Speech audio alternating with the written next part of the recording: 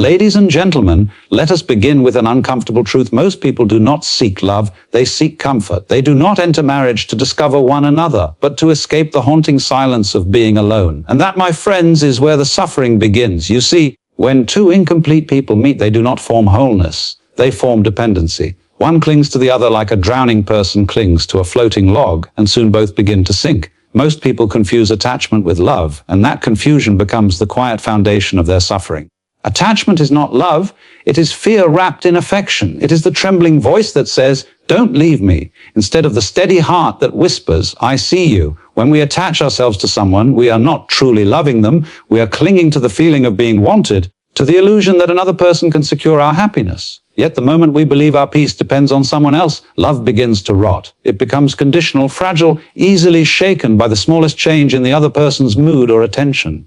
From childhood, we are taught that love means belonging to someone, that being chosen by another validates our worth. Movies, stories, and songs all echo the same message: find your other half, find the one, and you will be whole. But this teaching plants a seed of dependency. It teaches us that love is something to get, not something to be. And so we enter relationships with a hunger, not with fullness. We seek not to share joy, but to fill a void. And when two hungry souls meet, they feed on each other's insecurities until both are left starving. Attachment says, "I need you because without you I am incomplete." Love says, "I am complete, and through me you are free." But very few ever reach that second state because attachment feels safer. It gives the illusion of security, the constant texting, the endless reassurances, the need to be needed. Yet beneath that warmth hides fear, fear of abandonment, fear of rejection, fear of insignificance. You can feel it in the small arguments that start over nothing, in the jealousy that flares when your partner laughs a little too freely with someone else.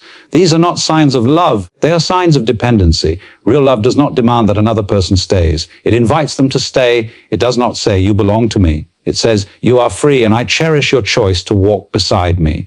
That is why attachment and love cannot coexist peacefully. Where one seeks to hold, the other seeks to allow. Where one clings, the other opens. And yet society glorifies the very attachment that destroys intimacy.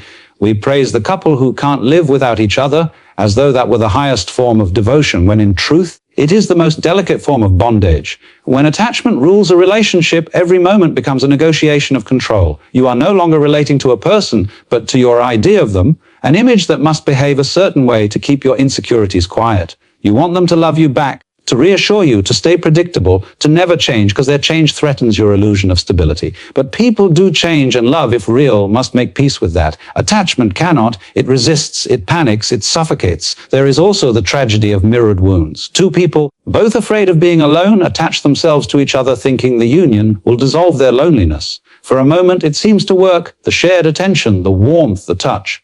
But the loneliness never truly leaves. It merely hides beneath the surface, waiting for silence to return. Because loneliness is not cured by another's presence. It is cured by one's acceptance of solitude. Until we are at home with ourselves, every relationship will carry the weight of our own unrest. Attachment feeds on fear, while love flows from freedom. When you love someone, you do not imprison them within your expectations. You simply witness them. You do not ask them to complete you, but to walk with you. You do not use them as a mirror to confirm your worth, but as a window through which you glimpse the beauty of being alive together. Love does not say, "Stay with me so I can be happy." Love says, "I am happy that you exist, whether near or far." This difference may seem small, but it changes everything. Attachment will make you jealous, anxious, possessive, and constantly uncertain.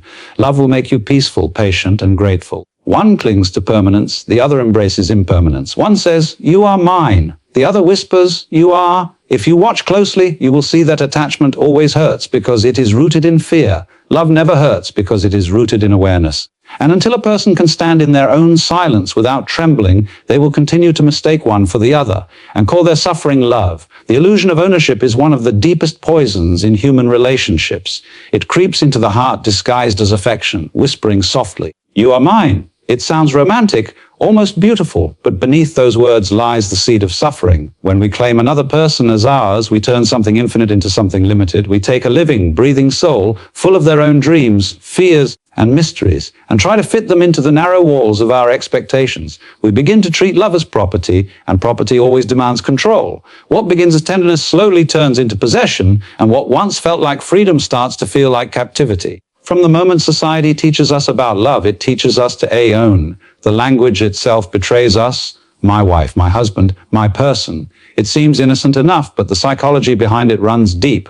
We are conditioned to believe that love is proven through possession. That commitment means control, and that loyalty means limiting the other person's choices. We grow up watching stories that glorify jealousy, as though it were a measure of how deeply someone cares. We see lovers who say, "You belong to me," and we call it devotion. Yet no one belongs to anyone, because love cannot coexist with ownership. When we love out of possession, we do not love the person as they are. We love the version of them that makes us feel secure. We begin to police their actions, to measure their affection, to control what they say or do, because we fear that freedom might lead them away from us. But the truth is, real love has never held anyone hostage. It has never said, "Stay." It simply opens the door and trusts that the one who loves will remain. Ownership demands assurance, but love trusts in the natural flow of life. The illusion of ownership also reveals the ego's hunger for identity. When someone says, "You are mine," what they often mean is, "You make me feel important." The partner becomes an extension of the self, a symbol of worth, status, or security. We use each other to complete the stories we tell ourselves about who we are. And so when the other person changes, or when they act beyond our control, we feel betrayed, not because they did something wrong, but because they shattered the image we built of them in our minds. We are not mourning their actions, we are mourning the death of our illusion. The tragedy of ownership is that it kills the very thing it tries to protect. When you hold something too tightly, you crush its life out of it. In relationships, this suffocation happens quietly. A partner stops laughing as freely, stops sharing their thoughts, starts censoring their truth. Not because love has faded, but because fear has taken its place. They fear judgment, they fear disappointment, they fear losing the peace that comes from pretending. And soon, both partners are trapped in a polite prison, smiling while slowly losing themselves. Love, when pure, asks for nothing but awareness. It does not say, "You must be this for me." It simply says, "Be." But the illusion of ownership cannot allow such freedom. It must define, label, and control. It must know where the other is, what they think, and who they talk to. It disguises insecurity as care and domination as devotion. The irony is that the more one tries to possess, the less one truly knows the person they claim to love.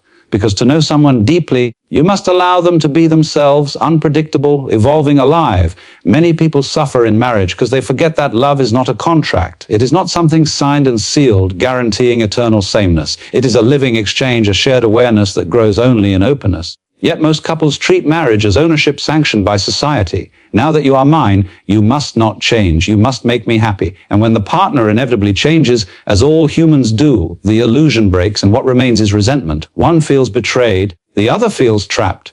But in truth, neither was ever free to begin with. The purest relationships are those where both people understand that they cannot own one another. They can only experience one another. They can walk together, share joy, share pain, but never control each other's path. Love does not require chains, it requires trust. And trust is only possible where freedom exists. Ownership, by its very nature, destroys that freedom. It turns love into a bargain, affection into obligation, and companionship into control. The illusion of ownership comes from fear, fear of loss, fear of loneliness, fear of uncertainty. But love, when it is real, is fearless. It does not hold, it allows. It does not demand permanence, it honors the moment. It understands that no one can truly belong to anyone because each being belongs only to life itself. And until that truth is seen, people will continue to mistake their cages for castles and their chains for love.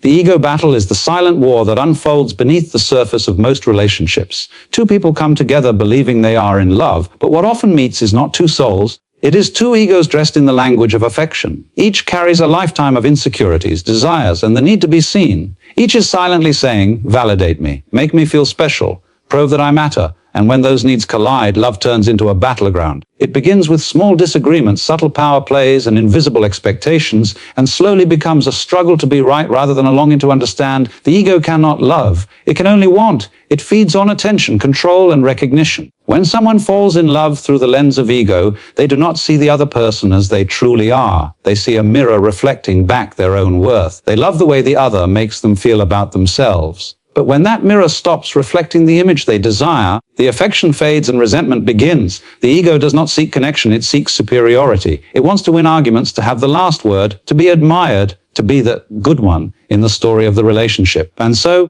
what begins as intimacy turns into an ongoing competition for emotional dominance. In marriage, this battle often hides beneath polite conversation. One partner subtly corrects the other's words in public, trying to appear smarter or more composed.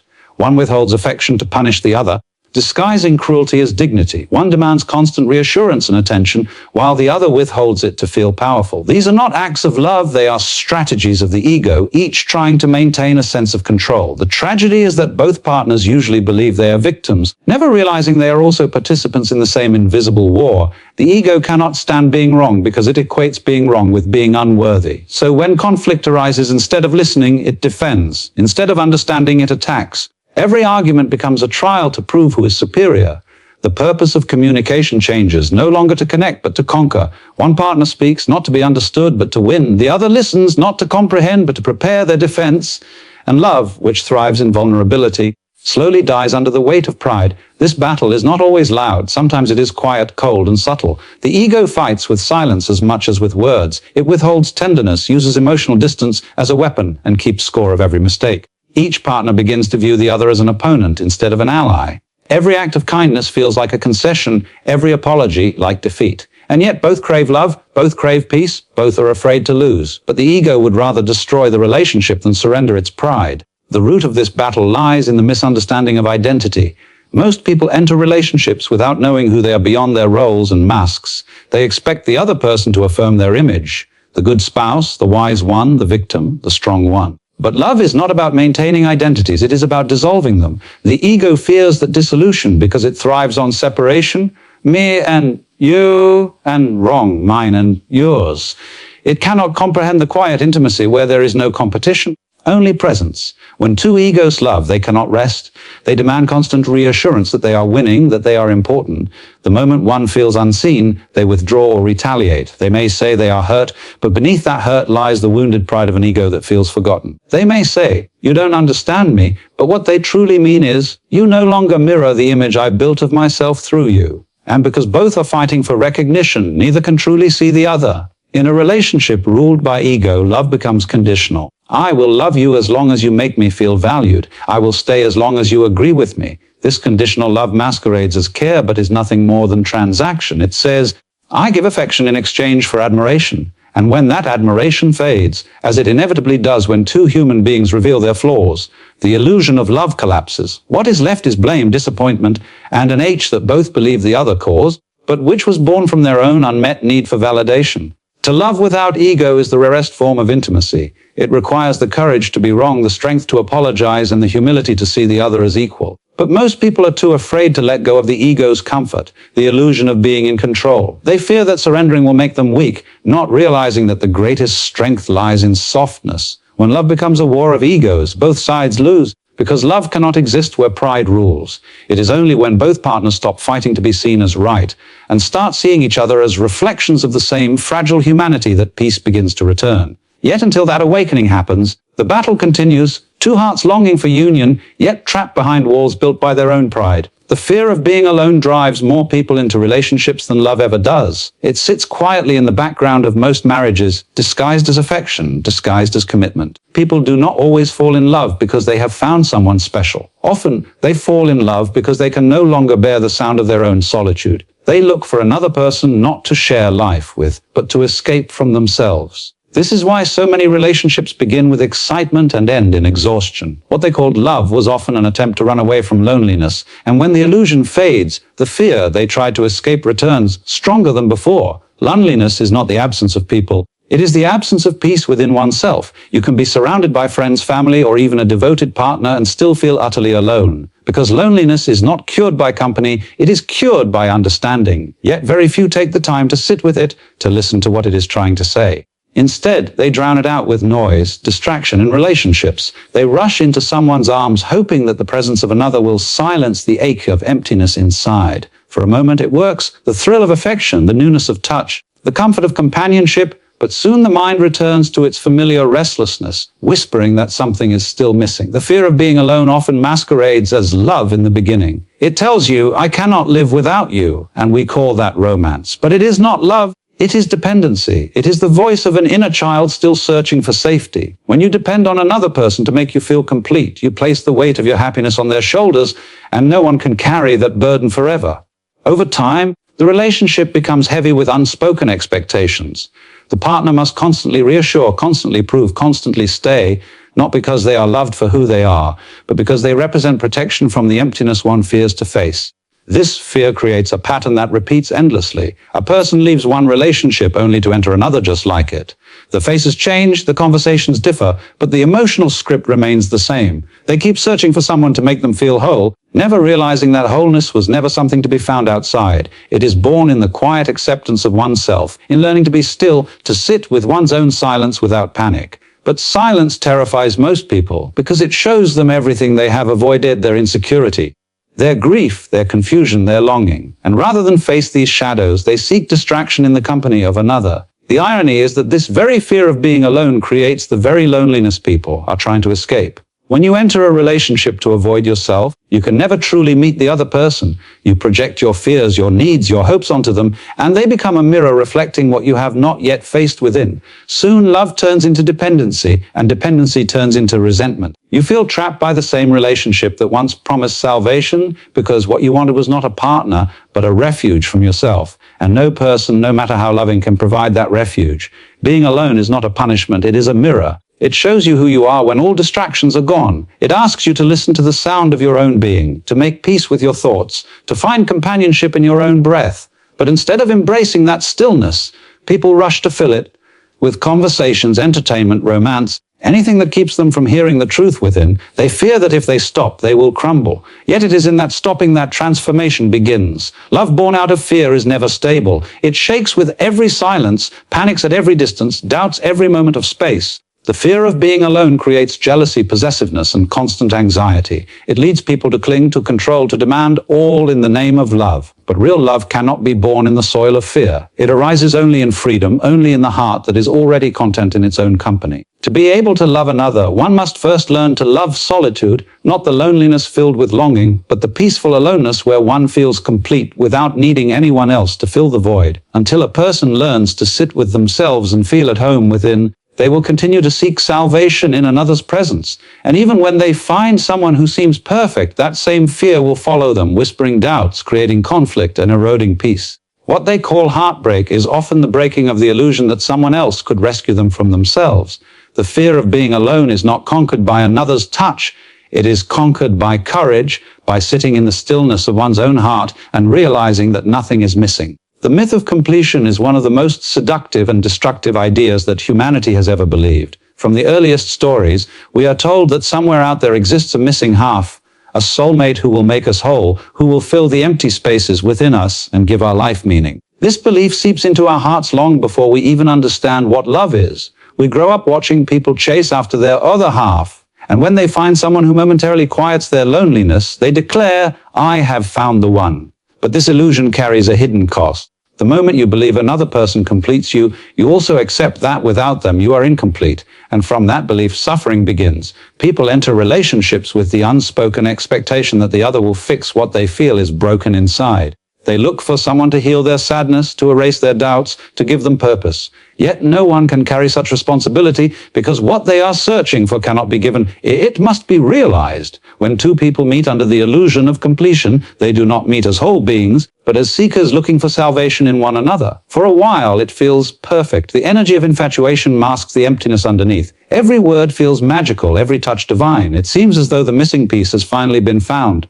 But time, which always reveals truth, eventually shows that no one can fill the void that belongs to your own unfinished self. When the illusion fades, disappointment follows. The partner who once seemed to be everything now feels distant, flawed, even irritating. The dream of completion collapses, and with it, the fantasy of perfect love. People call this stage falling out of love. But it is not love that ends, it is the illusion that dies. The other person was never meant to complete you, they were meant to reflect you.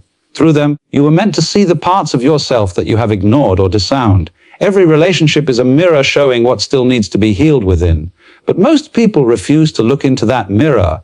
Instead, they blame the other person for failing to provide eternal happiness, not realizing that no one can complete what was never missing to begin with. The myth of completion turns relationships into transactions. I will love you if you make me feel whole. I will stay if you continue to meet my emotional needs. I will be loyal as long as you give me the sense of purpose I cannot find alone. This is not love, it is an exchange of insecurities. Each person becomes the other's emotional caretaker, constantly giving reassurance, constantly afraid of withdrawal. The relationship begins to revolve around maintaining the illusion rather than experiencing truth. And truth, when it finally appears, feels like betrayal, not because anyone has betrayed the other, but because reality has betrayed the dream. True love cannot begin until the myth of completion dies. As long as you believe someone else is meant to make you whole, you will continue to depend on them for your sense of worth. You will shape yourself to fit their desires, suppress parts of your being to keep them near, and mistake comfort for connection. You will confuse the calm of dependency for the peace of love. But when that person leaves or withdraws, the emptiness inside you will resurface, and you will once again search for another to fill it. This endless cycle keeps humanity trapped in emotional infancy, forever seeking, never finding. Wholeness is not something achieved through another person. It is discovered when you finally face yourself without distraction. It is born in solitude, in self-awareness, in learning to love your own company. Only then can you approach another, not as a beggar seeking fulfillment, but as a giver overflowing with presence. Love in its purest form is not two halves becoming one. It is two complete beings sharing the abundance of their existence. When you no longer need someone to complete you, you are finally free to love without fear. Because then, love is not about needing, but about seeing. Not about taking, but about being. The tragedy is that the world still teaches people to wait for the one, as if love were a prize or destiny rather than a conscious act of awareness. People spend their lives searching for someone to make them feel enough, when the truth is that enoughness was never lost. The moment you stop seeking completion through others, you begin to meet people differently. You no longer cling to them out of fear, nor worship them out of longing. You simply appreciate them as reflections of life itself, beautiful, temporary, and whole in their own right. The myth of completion dies the moment you realize that love is not about merging into one, but about standing side by side in freedom. It is not about losing yourself in another, but about discovering yourself through the mirror they hold. To love from wholeness is the only way love survives, because anything built on incompleteness will always demand, always fear, always break. And until a person awakens to their own completeness, they will continue to call dependency love an illusion destiny, never realizing that the fullness they seek has always been quietly waiting within. Love as awareness, not bondage, is one of the rarest understandings in human life, and yet it is the only form of love that does not end in suffering. Most people think love means merging with another person, losing oneself in their presence, living as one mind, one body, one soul. It sounds poetic, but what it really creates is a quiet kind of imprisonment. When you make another human being the center of your existence, you no longer see them clearly. You see your need reflected in their form. You start shaping them according to your desires, your fears, your imagination of what they should be, and they, in turn, do the same to you. In the beginning, it feels beautiful, two people becoming one, but what begins as closeness soon becomes confinement. Love, when stripped of awareness, turns into bondage disguised as belonging. True love does not imprison, it illuminates. It is not about holding someone close so they never leave, but about seeing them as they are, without distortion. Awareness means you are fully present, not lost in expectation, not trapped in memory, not grasping at control. You watch, you listen, you understand. You see the other person not as a possession, but as a reflection of life's mystery, constantly changing, constantly revealing new depths. In awareness, love becomes a living, breathing thing, not something you own, but something you participate in. You do not demand it to stay the same, you marvel as it evolves. When love becomes bondage, it loses its sacredness. It turns into rules, conditions, and silent wars. People begin to measure each other's loyalty, test each other's affection, count each other's mistakes. They start to believe that love must prove itself through sacrifice or suffering, as though pain were the price of intimacy. This belief destroys the very essence of love, because love cannot be commanded or negotiated. It can only be allowed. It cannot exist in fear, only in freedom. Awareness brings that freedom. When you are aware, you do not cling, because you understand that everything in life is temporary. You do not beg someone to stay, because you know that love is not a prison. It is a moment of shared consciousness between two beings who see one another without masks. To love with awareness is to let the other person be. It is to stand beside them, not in front of them or behind them. It is to celebrate their growth, even when it takes them in directions you cannot follow. It is to understand that love is not about owning another person's time, energy, or body, but about witnessing their existence and being grateful for it. When you love from awareness, you are not afraid of losing. You know that nothing real can be lost, because what is real is not bound by possession. It lives in presence. Every shared moment becomes enough. Every goodbye becomes gentle. Every silence becomes sacred. Bondage, on the other hand, is born from fear. It comes from the need to control, to secure, to make love predictable. It says, I love you, but you must stay as I expect you to be. Awareness says, I love you, and I am ready to see you change. One comes from ego, the other from spirit. The ego wants to own love, the spirit only wants to experience it. When you love from bondage, you are always anxious that the other will drift away, anxious that their feelings will fade. But when you love with awareness, you are at peace. You do not cling to permanence because you understand that everything that flows naturally is beautiful precisely because it does not last forever. Awareness transforms love into understanding. It removes the illusions of need and dependency. It teaches that love is not something to gain, but something to realize. You begin to see that love is not an emotion exchanged between two people. It is the very space in which two beings meet. It is the silence between words, the stillness between breaths, the seeing without wanting. In that state, love does not hurt, does not demand, does not fear. It simply exists, pure, effortless, and alive. When love becomes awareness, relationships are no longer battles of control. There is no need to change one another to fix or complete each other. Both people grow in their own way, and yet they walk together in harmony. Awareness allows love to breathe. It gives it space to move, to renew itself. It allows laughter without ownership, closeness without attachment, care without condition. And in that openness, something miraculous happens.